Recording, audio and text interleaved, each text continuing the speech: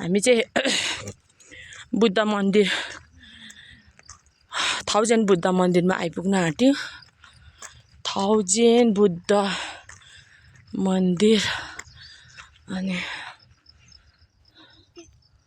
यो चाहिँ छोटी मोरङ।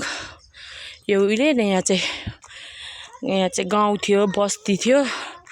तर यहाँ उठान क्षेत्र भएर सबैजनालाई उठाएर चाहिँ मधेसतिर सबैजना बस्न जानुभयो। यो ठाउँ त एकदमै रमाइलो छ, रोमान्टिक छ, रमाइलो छ।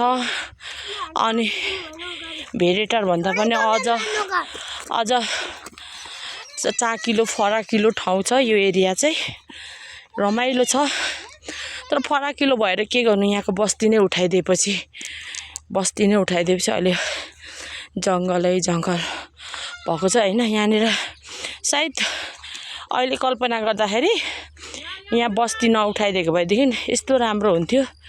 गाउँै गाउँ घरै घर हुन्थ्यो। अनि अलिकति बस्ती धेरै भएपछि अनि ठाउँ एरियाको पनि डेभलप हुन्थ्यो। अनि यतै गाउँ भएपछि अनि भेरेटार चाहिँ एउटा राम्रो ठाउँ भन्दा पनि पेसा गर्नको लागि चाहिँ एकदमै राम्रो ठाउँ हुन्थ्यो। तर काश सरकारले नै यहाँको चाहिँ अब बस्तीहरू सबै उठाइदिएपछि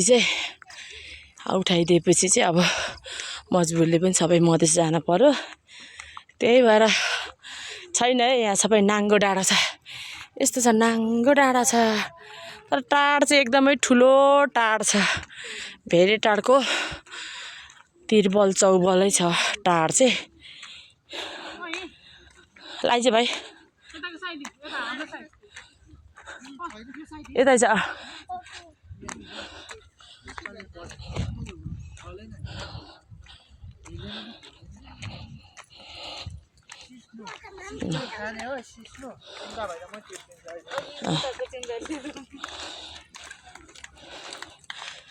हामी चाहिँ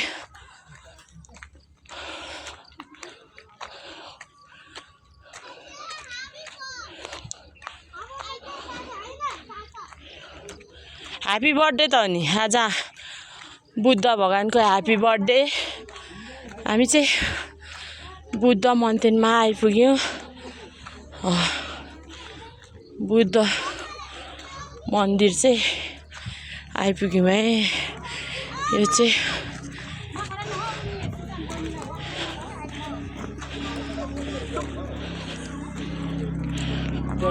छोटी मोरङको बुद्ध मन्दिरमा हामी चाहिँ आइपुग्यौँ है।